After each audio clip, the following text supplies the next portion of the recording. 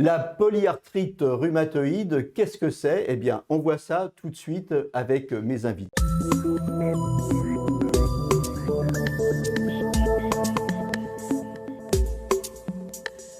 Avec moi en duplex pour cette émission, Ghislaine, vous êtes membre de l'ANDAR et vous êtes patiente experte en polyarthrite rhumatoïde. Avec moi également en duplex, Gérard, vous êtes vice-président de l'ANDAR et vous êtes également patient expert. On rappelle que l'ANDAR, c'est l'Association nationale de défense contre l'arthrite rhumatoïde. Et le professeur Jérémy Selam, vous êtes rhumatologue à l'hôpital Saint-Antoine à Paris. Alors, pour planter le décor, en quelques mots, professeur, la polyarthrite rhumatoïde, qu'est-ce que c'est? Alors, c'est une maladie auto-immune qui cible les articulations, provoquant une inflammation des articulations, des douleurs et un risque de destruction de ces articulations. Voilà, donc on va revenir en détail après sur la maladie en elle-même, mais d'abord on va se tourner vers nos témoignages et nos patients experts. Gérard, vous aviez 10 ans quand vous avez découvert la maladie. Est-ce qu'on savait ce que c'était à l'époque? Alors oui, j'ai eu à l'âge de 10 ans, je dirais beaucoup de chance, parce que même si aujourd'hui, mais le professeur Jérémy Salam pourra le confirmer, il y a quand même parfois des périodes de d'errance. Et là, moi, il y a eu un diagnostic extrêmement rapide, tant tous les symptômes semblaient évidents. On a éliminé, entre guillemets, un cancer de la moelle avec une ponction dans le sternum. Et là, rapidement, donc, pour pas dire immédiatement, on s'est orienté vers, non pas la polyarthrite rhumatoïde, parce qu'à l'époque, elle avait un autre nom, c'était une polyarthrite chronique évolutive. Et effectivement, c'est une maladie qui posait un sérieux problème quant à l'avenir. Polyarthrite chronique évolutive, ce nom est balayé de par les traitements qui sont arrivés. Ouais, et ce qui vous a inquiété à l'époque, si je me souviens bien, en préparant l'émission, vous m'avez dit, c'est le mot évolutif. Ça m'a Oui, tracassé. complètement, complètement. Et c'est vrai que c'était une maladie qui était extrêmement invalidante. On voyait beaucoup de gens finir en fauteuil roulant. On a l'image de Renoir, le peintre, on a l'image d'Édith Piaf. Alors évidemment, moi, je ne me comparais pas à ces personnages, mais effectivement, je voyais quand même un avenir plutôt sombre. Voilà. Et puis, je veux dire, la polyarthrite, c'est pas un bras cassé. C'est une vie, on va passer avec cette pathologie. Donc, c'était quand même extrêmement angoissant, avec des grandes peurs qui sont installées au moment de l'adolescence, sont des périodes extrêmement compliquées. Alors vous, Ghislaine, c'est à 20 ans que vous avez eu votre diagnostic et justement, par rapport à ce que disait Gérard, Gérard disait bah, la polyarthrite, c'est pas un bras cassé, il va falloir vivre avec. Et vous avez cru au début que bon, bah voilà, allez, en 15 jours, ça allait se passer, en un mois, puis après en un an, puis, et puis vous êtes fait une raison, vous avez vu que c'était pour la vie. En fait, j'étais étudiante en art plastique et j'avais besoin de mes mains pour peindre. Or, mes mains se rétractaient, devenaient vraiment très douloureuses. Et effectivement, au début, je pense que c'était peut-être dû à mes 20 ans, mais je n'avais pas très conscience de l'importance de cette maladie que je ne connaissais pas. Je m'étais même surprise de voir que j'étais dans un service où il y avait que des personnes âgées. Je me suis même dit que peut-être qu'on s'était trompé. Et pour me faire comprendre, le service, en fait, à Strasbourg, m'a tout simplement apporté une bande dessinée qui expliquait le fonctionnement du système immunitaire. Et c'est comme ça que j'ai pu comprendre que, effectivement, j'avais mal aux os, mais que c'était un problème immunitaire et que j'ai appris à comprendre cette maladie. Alors cette maladie, elle a bouleversé vos vies, hein, aussi bien à vous Gérard qu'à Ghislaine.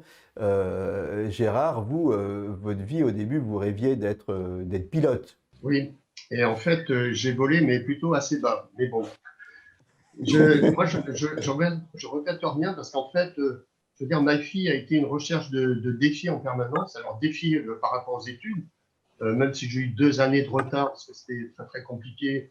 Mais voilà, j'ai réussi quand même à faire des études qui m'ont orienté vers de la service comptable. Après, une fois opéré, on a parlé d'intervention à l'époque. Oui, l'intervention chirurgicale faisait vraiment partie de la panoplie de la prise en charge de la polyarthrite. Une fois opéré, j'ai pu avoir un métier de logistique.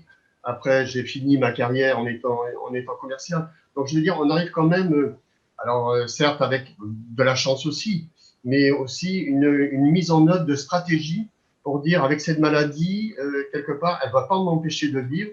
Certes, ça va être compliqué, mais je vais quand même arriver à un résultat. Et je veux dire, tout l'engagement que l'on met, et après, sur la ligne d'arrivée, on le savoure. Une succession de défis, c'est le cas aussi pour vous, Ghislaine. Vous avez continué, vous faites de l'art plastique encore aujourd'hui, hein? Ben oui, parce qu'effectivement, lorsque je travaillais, je n'avais plus le temps pour le faire. Maintenant, je l'ai. Et je peins non seulement pour moi, mais je donne également des cours à des adolescents et à des adultes de peinture acrylique.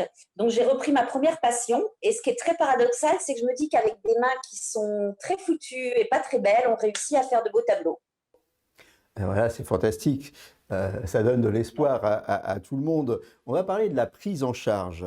Au début, Ghislaine, vous aviez un médecin qui était assez paternaliste, hein, mais qui vous expliquait bien en fait les choses, vous expliquait bien la maladie et surtout quand ça dépassait un peu ses compétences, travaillait avec le CHU. N'hésitez pas à collaborer avec l'hôpital. Et ce médecin, il est parti à la retraite. Aujourd'hui, c'est une femme. Qu'est-ce que ça a changé dans la prise en charge? Alors déjà, elle est formée également à tout ce qui est éducation thérapeutique et elle est très ouverte aux nouvelles thérapeutiques qui sont mises en place. Donc, disons qu'elle me propose à chaque fois des alternatives. Elle me prend en globalité dans tout ce qui peut être côté féminin, dont je n'aurais pas parlé, j'aurais pas en doute parlé avec mon ancien rhumatologue. Elle parle d'endométriose, elle parle de tout ce qui est également problèmes cutanés, de peau, de choses comme ça. Et c'est vrai qu'au début, moi, je pensais que c'était ma maladie. Et voilà. Et en fait, elle prend en globalité. Et c'est ça qui est très important, en fait, je pense, pour les patients. On n'est pas qu'une maladie, en fait. Elle vous parle d'ostéoporose aussi, hein? Également, donc, elle a pu mettre en place des traitements contre l'ostéoporose, alors que pendant des années, puisque je suis traitée sous corticothérapie et que voilà, pendant des années, en fait, j'avais de l'ostéoporose et c'est des fractures qui arrivaient. J'étais assez surprise et c'était pas spécialement pris en charge. Elle a fait. Alors, les uns et les autres, hein, vous êtes de véritables Robocop. Ghislaine, votre première prothèse, c'était quoi et c'était à quel âge? Ben, à 25 ans, j'ai eu une prothèse de hanche. En mars, j'ai eu la droite et en mai, j'ai eu la gauche. Et comme me dit mon rhumatologue, tu as fait un beau pied de nez à ta maladie parce qu'en fait, 4 mois plus tard, j'en rigole, mais bon, en dansant un rock, j'ai luxé une hanche. Mais disons que le truc à retenir, c'est que je dansais un rock avec des prothèses de hanche. Par la suite, j'ai eu également des prothèses de genoux, de cheville et puis d'épaule. Donc, je ne suis pas dans le Guinness Book pour l'instant, je ne pense pas. Mais disons que je me dis que j'ai plus de fonctionnalités que n'importe qui, je dirais, au niveau de mes articulations, de ces articulations-là. On va demander à Gérard où il en est du Guinness Book. Vous en êtes où des prothèses, Gérard? Alors, j'ai horreur des chiffres impairs. Je suis à 7 prothèses et j'attends la 8e pour Ah, correspondre à mes affinités avec les chiffres pairs. Mais enfin, je veux dire, l'intervention chirurgicale change totalement la vie et quel bonheur elle apporte également aux chirurgiens. Moi, quand je reviens dans le service, le chirurgien voilà, dit ah, ça y est, il est de retour, il appelle ses collègues et quand il voit un bras qui est totalement protésé et que l'on peut fléchir au maximum, une extension maximale et que j'ai dit, je viens de poser ma tronçonneuse parce que voilà, ça ne m'empêche pas de vivre, au contraire. Et si je me fais opérer, et ça, c'est vraiment un conseil que je donnerais. En fait, c'est pas pour s'économiser, hein. Au contraire, c'est pour vivre pleinement. Et fini les périodes où on disait attention, il y a une prothèse, il ne faut pas vivre. Non. Et justement, de par le mouvement, on va créer, je pense, toute une structure musculaire qui va permettre au matériel de bien fonctionner. Alors, c'est personnel, mais c'est une stratégie que je. Alors, peut-être pas la tronçonneuse, hein, des choses un peu plus douces. Et surtout de bouger avec le matériel qu'on nous a posé. Et quel bonheur quand on passe au portique à l'aéroport où tout le monde attend et commence à baliser avant de monter dans l'avion en disant qu'est-ce que c'est que ce truc qui sonne de partout. Alors, vous avez chacun vos stratégies. Vous, Ghislaine, c'est une certaine distanciation en fait avec votre corps. Le corps, vous le percevez un peu comme une machine hein, qu'il faut réviser, réparer de temps en temps. C'est ça? mais complètement. Et d'ailleurs, quand je vais voir les chirurgiens, j'adore voir le matériel qu'ils utilisent. Si je pouvais assister aux opérations, j'adorerais. Mais je prends, c'est vrai, une sorte de distance avec le corps qui devient un outil d'étude et de travail. On est le médecin ou le chirurgien et moi-même en train de parler de ce corps qui va être opéré, ce qu'on va lui faire. Après, ceci dit, là, on parle d'opération. C'est quand même des cas extrêmes pour rassurer peut-être les patients récents qui viennent d'avoir une polyarthrite rhumatoïde. Pour nous, ce sont des anciennes PR. Mais je pense que dans les nouvelles PR, on arrive moins à ces extrêmes-là d'opérations chirurgicales. Il faut quand même les rassurer. On va en parler dans la suite de l'émission avec le professeur, justement. Les adaptations à trouver dans la vie de tous les jours, vous avez vos petits trucs. Ghislaine, je suis sûr que vous avez des trucs. Donnez-nous vos trucs. Toutes les choses du quotidien électriques qui peuvent servir, les ouvre-boîtes, les ouvre-bouteilles, tout ce qui peut nous aider au quotidien, même ma voiture, j'ai cherché un système pour ne plus avoir à tourner la clé avec un détecteur à distance, un truc tout bête. J'ai des orthèses, et ben, j'ai fait tout pour qu'elles soient jolies. On les a customisées avec des perles, des choses qui sont un peu… Et puis, avoir une maison de plein pied, avoir des arceaux au niveau du lit, par exemple, pour supporter la couette. Il y a, et puis, des rythmes de vie qui vont s'adapter, c'est-à-dire que je vais segmenter mes activités, mes rendez-vous chez le médecin, les prendre en fin de matinée ou dans l'après-midi, mais pas très tôt le matin. Continuer à garder une vie sociale et peut-être, quand je fais des soirées, dire aux uns et aux autres, chacun amène quelque chose plutôt que moi tout faire. Enfin, il y a plein de choses à mettre en place, vraiment beaucoup de choses. Gérard, c'est ce que vous dites aussi en préparant l'émission. Vous m'avez dit les blouses blanches font pas tout. Nous aussi, les patients, on doit prendre notre part. Oui, je pense que de plus en plus, on entend parler des patients qui doivent devenir aujourd'hui, il doit être vraiment acteur de sa santé. Et là, moi, je suis effectivement fervent défenseur de cette chose-là parce que, évidemment, le rhumatologue est totalement indispensable. Et moi, je prône pour qu'il y ait vraiment un coup de foudre entre le patient et son rhumatologue, parce que c'est quelqu'un qu'on va revoir et qui va nous accompagner durant parfois une vie entière. Donc, l'entente avec le rhumatologue est essentielle. Et si on veut que les traitements fonctionnent bien, c'est pareil. Il faut qu'il y ait cette entente avec le rhumatologue. Mais après, une fois qu'on a quitté notre rhumatologue, ben, la vie redémarre, on est seul. Et là, la balle est dans notre camp. Et c'est là où on doit mettre en place différentes stratégies pour réussir au mieux avec, un peu contre la maladie, mais faire avec la maladie. Le rhumatologue, justement, on va se tourner vers lui, professeur Jérémy Selam. La polyarthrite rhumatoïde, c'est une maladie qui est pleine de stéréotypes. C'est une maladie qui est liée à l'âge, au rhumatisme, et en fait, c'est pas vrai. On le voit avec les témoignages de Gérard et Ghislaine. Disons que je pense que le premier stéréotype, c'est d'imaginer que tous les patients vont à la prothèse. Et je pense que le bon message à passer, c'est surtout de dire que Gérard a parlé d'un défi lorsque la maladie est arrivée dans sa vie et qu'après, tout a constitué des défis. Et le défi des rhumatologues les 20 dernières années, c'était de développer des médicaments efficaces.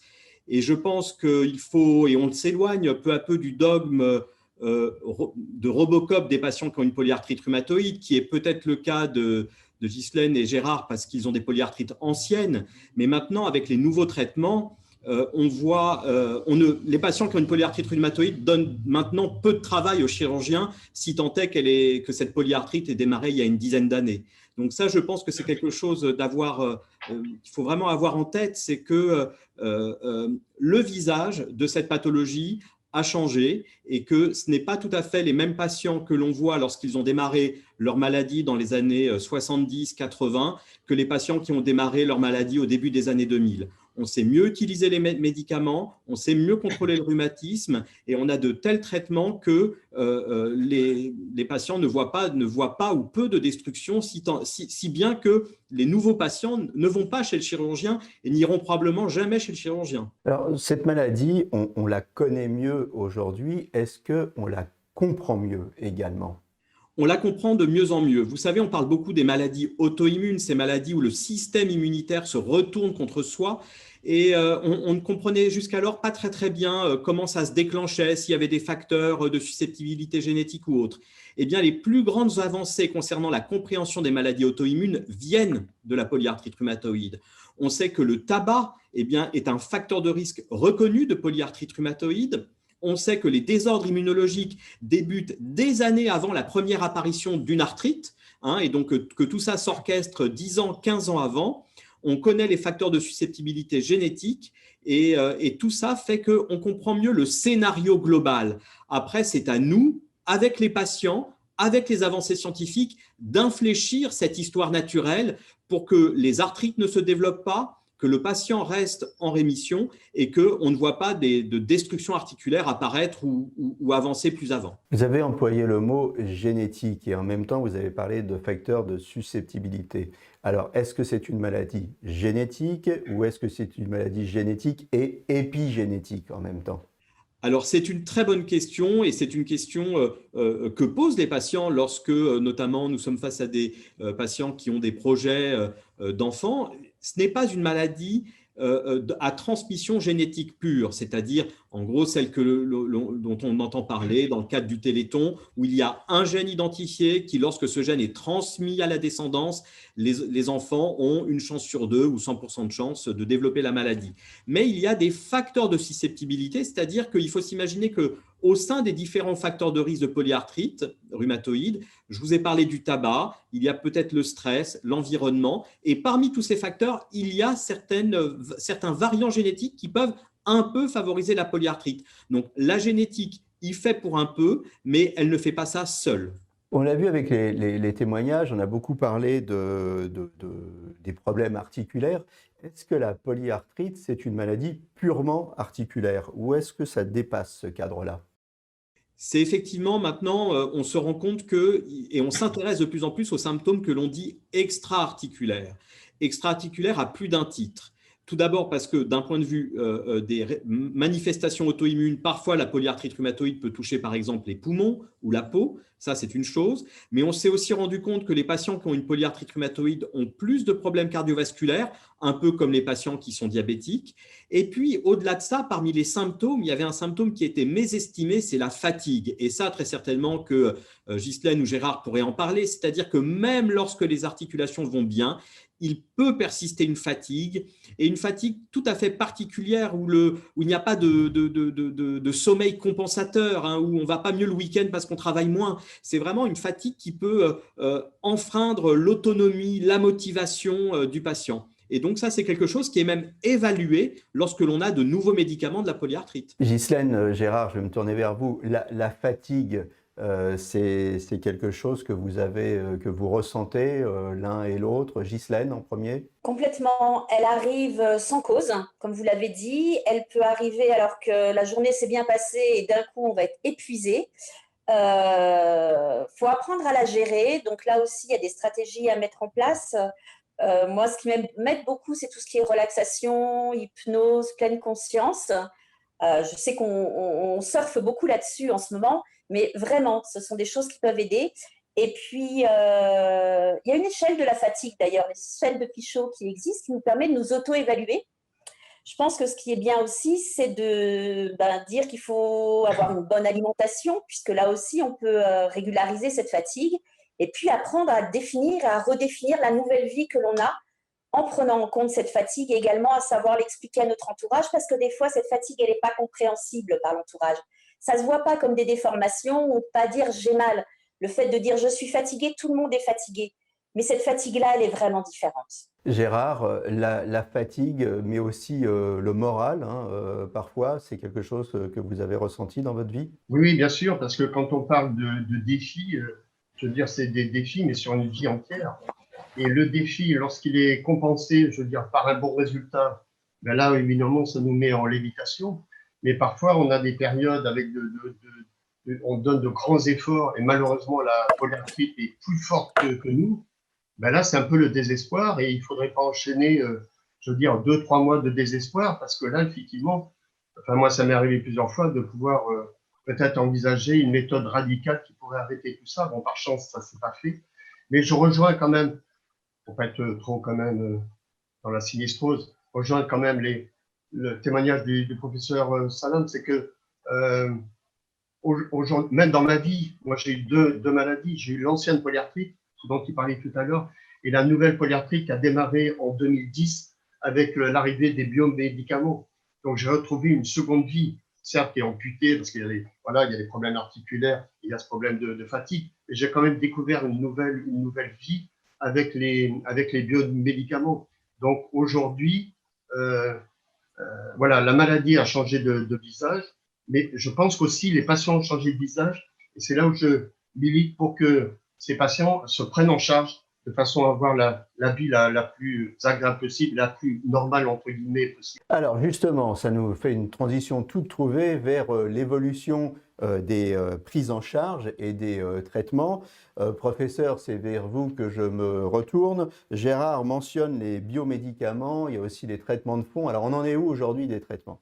les traitements, en fait, ont fait leur révolution depuis le début des années 2000, avec l'arrivée de ce qu'on appelle les biomédicaments. Alors, les biomédicaments, ce n'est pas parce qu'ils sont issus de l'agriculture biologique, hein, c'est parce qu'ils sont issus du vivant. C'est-à-dire que l'on va manipuler des bactéries, des cellules pour leur faire produire des anticorps monoclonaux ou encore d'autres molécules pour eh bien, aller cibler tel ou tel mécanisme. Et on a encore même de nouvelles générations de médicaments chimiques qui, à nouveau, peuvent cibler tel ou tel mécanisme parce qu'on connaît mieux les mécanismes intimes de la polyarthrite rhumatoïde. Et de mieux les connaître, ça permet de les bloquer spécifiquement pour agir directement au cœur de la maladie et de l'inflammation. Donc, cette révolution avance. Nous avons encore des médicaments qui sont arrivés ces dernières années, qui vont arriver ces prochains mois et ces prochaines années. Et ça veut dire que c'est autant de possibilités thérapeutiques. Donc, quand le choix est vaste, c'est mieux pour le patient. Alors, c'est vrai qu'on ne sait pas toujours très bien les hiérarchiser parce que, en fait, on a un tel panel, mais en tout cas, avoir autant de possibilités, ça permet vraiment d'essayer d'adapter en fonction de chaque patient, des maladies associées, des intolérances, et bien ce que l'on peut lui proposer comme type de traitement. Si je comprends bien ce que vous me dites, les biomédicaments, il y en a tout un panel et ça permet d'avoir des thérapies réellement ciblées. Oui, les termes, maintenant, on peut même parler de thérapie ciblée. C'est un terme qui est vraiment adéquat pour montrer que l'on va vraiment attaquer tel ou tel mécanisme. La qualité de vie du malade aujourd'hui, elle a complètement changé, d'après ce que je comprends par rapport à Gérard qui a développé sa polyarthrite il y a longtemps. Aujourd'hui, un malade qui développe sa polyarthrite rhumatoïde, d'abord, est-ce qu'il a un espoir un jour d'en être débarrassé et est-ce qu'il a une qualité de vie comparable à n'importe quel individu? Alors, débarrasser, c'est compliqué puisque finalement, ces médicaments mettent un frein sur l'inflammation et dès qu'on les arrête, finalement, on lève le frein et donc c'est ça qui fait que ça réaccélère. Donc, dans un certain nombre de cas, mais qui est assez minoritaire, effectivement, les choses peuvent se calmer avec le temps. On peut au moins, si ce n'est arrêter les médicaments, les espacer. Après, pour ce qui est de la qualité de vie, je rejoins un peu les témoignages qui ont été faits. C'est de dire qu'effectivement, la vie peut être quasiment normale, mais il faut envisager, il faut redéfinir ce que vous disiez, Ghislaine, redéfinir sa vie, c'est-à-dire que c'est une vie tout de même avec des médicaments, avec de la fatigue. On voit que les patients qui ont une polyarthrite se battent plus, se luttent plus pour les mêmes objectifs que pourrait avoir un patient, un individu n'en ayant pas. Donc, c'est vrai que ça nécessite beaucoup plus d'énergie de la part du patient pour mener ses projets à bien à cause du handicap, de la fatigue, des douleurs. Donc, je dirais qu'on peut atteindre une qualité de vie très bonne, sous réserve des médicaments et parfois de symptômes résiduels, mais tout à fait contrôlables. Et je trouve, et la remarque de Ghislaine était très intéressante, c'est dans cette prise en charge globale, il faut s'aider de tous les moyens. Si un patient trouve que la relaxation l'aide pour les douleurs, pour la raideur, pour la forme physique globale, mais il ne faut pas être obtus. Et je pense que ça peut vraiment aider dans le cadre de cette prise en charge globale. On arrive bientôt au terme de cette émission. En quelques secondes, les principales avancées aujourd'hui, ça va être les molécules, ça va être la thérapie génique, ça va être la prothèse, ça va être tout à la fois. Ça va être plein de choses. Ça va être de comprendre la pré-polyarthrite rhumatoïde en imaginant dans un futur proche ou lointain que l'on puisse traiter les patients avant même qu'apparaisse la polyarthrite. Ça, c'est chez des patients à risque qui ont des antécédents ou des anticorps, première chose. Deuxième chose, c'est le panel de médicaments s'agrandit et s'agrandit plus encore. Et ça, c'est une bonne nouvelle parce que ça nous permet de traiter les patients différemment et surtout s'ils rencontrent soit des problèmes de manque d'efficacité ou d'intolérance. Et puis, je dirais que la prise en charge globale revient au premier plan, le patient au cœur de la prise en charge et acteur de sa prise en charge. Alors justement, il nous reste 1 minute pour conclure. Le patient acteur, Ghislaine, Gérard, vous êtes tous les deux membres de l'ANDAR et vous êtes tous les deux patients experts. Quand on développe une maladie comme la polyarthrite rhumatoïde, est-ce qu'on a intérêt à aller vers une association, vers un patient expert?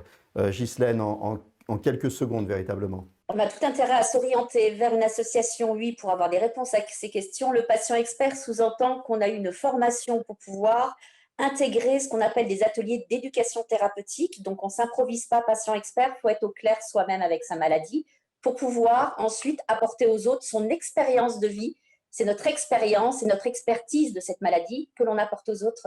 Gérard, en quelques secondes. J'aurai toujours en mémoire deux actions importantes que j'ai pu réaliser au sein de l'ANDAR, l'association. C'est d'avoir rencontré deux jeunes filles qui refusaient les biomédicaments, les nouveaux traitements. Et par mon propre témoignage, aujourd'hui, elles ont accepté ces nouveaux traitements. Les deux sont en rémission. Il y en a une qui fait même de la boxe thaï, qui va faire des stages en Thaïlande. Merci à tous d'être passés sur le plateau de Capital Santé. Pour conclure, je vais vous citer, Ghislaine, vous m'avez dit « j'ai eu un mauvais jeu, mais ça ne m'a pas empêché de remporter des victoires dans la vie ». Beau témoignage que vous nous avez apporté les uns les autres. Merci Ghislaine, merci Gérard. Je rappelle que vous êtes tous les deux patients, experts et membres de l'ANDAR. Merci professeur Jérémy Selam, vous êtes rhumatologue à l'hôpital Saint-Antoine à Paris. J'étais vraiment ravi de faire cette émission avec vous. À très bientôt pour un nouveau numéro de Capital Santé et d'ici là, portez-vous bien.